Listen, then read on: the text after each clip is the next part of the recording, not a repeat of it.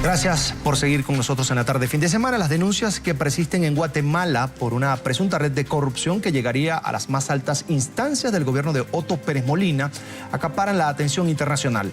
Según denuncia Byron Lima, un ex capitán del ejército de ese país condenado a 20 años de cárcel y que desde allí manejaba sobornos a importantes círculos políticos para hacer y deshacer en el penal. Entre los implicados se encontraría Mauricio López Bonilla, actual ministro de Gobierno, quien en varias ocasiones ha negado su relación con el recluso. Gladys Ramírez, periodista de Guatevisión, con la información. Gladys, una buena tarde. Muy buenas tardes desde la ciudad de Guatemala. Hemos realizado un reportaje sobre el sistema carcelario de nuestro país y cómo la situación precaria del mismo afecta a la población guatemalteca. El sistema carcelario guatemalteco está colapsado y no solo en su infraestructura. En los últimos años, ministros de Gobernación y funcionarios penitenciarios de alto nivel han enfrentado la justicia por contubernios con los reclusos para negocios ilícitos. El escándalo más reciente es el de Byron Lima, un capitán del ejército condenado por el asesinato del obispo de la capital, Juan Gerardi, en 1998, tras denunciar crímenes de Estado.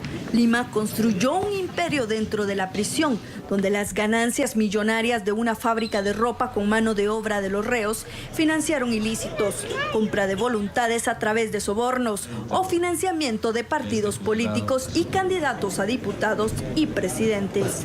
La Comisión Internacional contra la Impunidad en Guatemala, que dirige el juez colombiano Iván Velázquez, descubrió que Lima entraba y salía de la cárcel a su antojo y supuestamente sobornaba al director del sistema penitenciario para tener el poder de trasladar presos a su conveniencia, lo que se convirtió en el negocio más rentable de Lima, que aún está siendo juzgado junto con autoridades penitenciarias.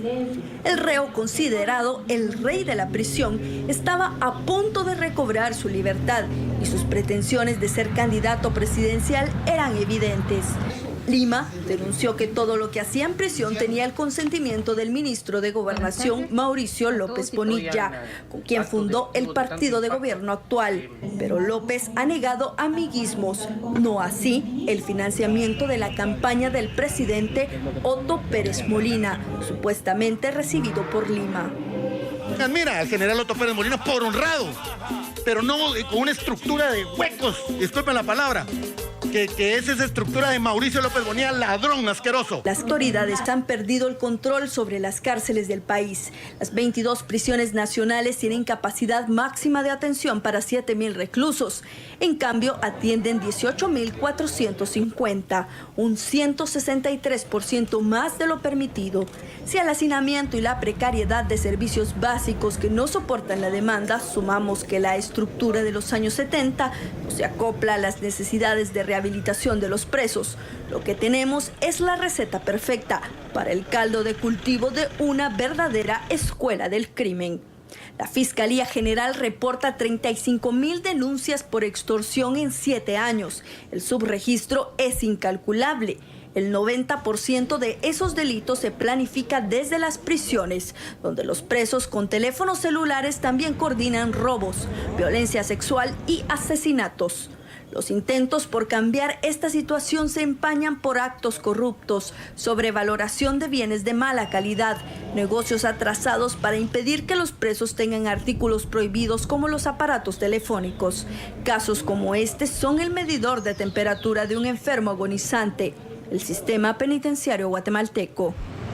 Desde la ciudad de Guatemala, soy Gladys Ramírez. Sigan en estudio. Gracias, Gladys de Guatevisión, por ese reporte. Saludamos ahora a Juan Luis Font. Es director de la revista Contrapoder, medio que tuvo la primicia precisamente sobre las impactantes situaciones que se presentan de corrupción dentro de las cárceles en Guatemala y que involucrarían además a altos miembros del gobierno. Él nos acompaña desde Ciudad de Guatemala. Una buena tarde y gracias por estar con nosotros. Gracias a ustedes. Un saludo para todos los televidentes de NTN 24. Es un gusto acompañarles. Y para nosotros un placer. El medio que usted representa, que dirige, precisamente reveló el caso. Y yo le pregunto, cuéntenos, ¿con qué se toparon? ¿Qué situación encontraron? ¿Qué pasa con el sistema penitenciario en Guatemala? Lo primero con lo que nos topamos es la incapacidad o la falta de voluntad de parte de las autoridades para perseguir a una persona como Byron Lima, que evidentemente ejerce el poder dentro del sistema penitenciario desde hace mucho tiempo. Una primera nota de Contrapoder titulaba en su carátula "Nadie puede contra Byron Lima".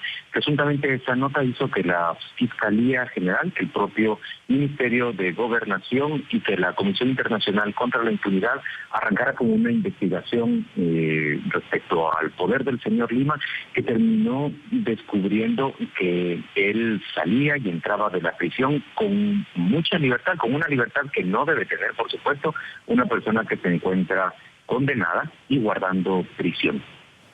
Señor Font, sobre el caso particular que veíamos en el anterior informe, quiero preguntarle si son comprobables estas denuncias de Byron Lima, quien acusa al ministro de Gobierno López Bonilla de querer favorecerse con contratos para, por ejemplo, remodelar las cárceles. Son difícilmente comprobables, pero los medios en los que yo he trabajado, por ejemplo, El Periódico, publicó un primer reportaje que describía cómo una organización, se había organizado en realidad una remodelación del sistema carcelario que iba a favorecer a personas cercanas al ministro de Gobernación. Una vez que fue publicada esa nota, el ministro de Gobernación dio por concluido ese proceso y prefirió repetirlo, lo votó completamente. El señor Lima, por supuesto, ha hecho estas denuncias solo después de que él ha sido encontrado pues sospechoso de dirigir una mafia dentro del sistema penitenciario, y la ha emprendido contra el ministro de Gobernación porque parece haber de parte suya pues un gran enojo porque fue capturado y porque fue desbaratada parte de su red. Ahora, más allá de estas denuncias contra el ministro de Gobierno, ¿puede esta presunta red de corrupción llegar a esferas aún más altas?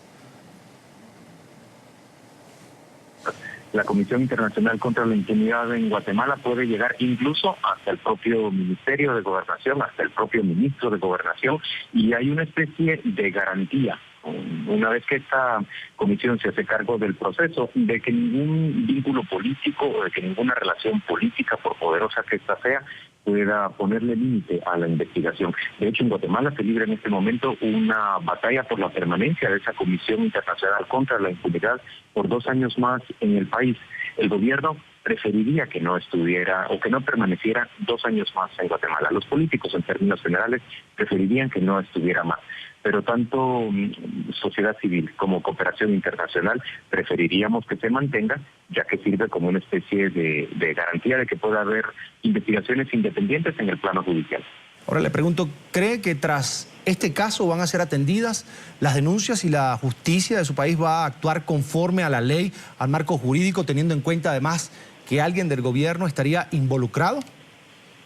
Eso es lo que nosotros esperamos, pero a ver, por un lado tenemos muchísima desconfianza porque son los políticos quienes terminan eligiendo a aquellos que integran las cortes más altas de nuestro país.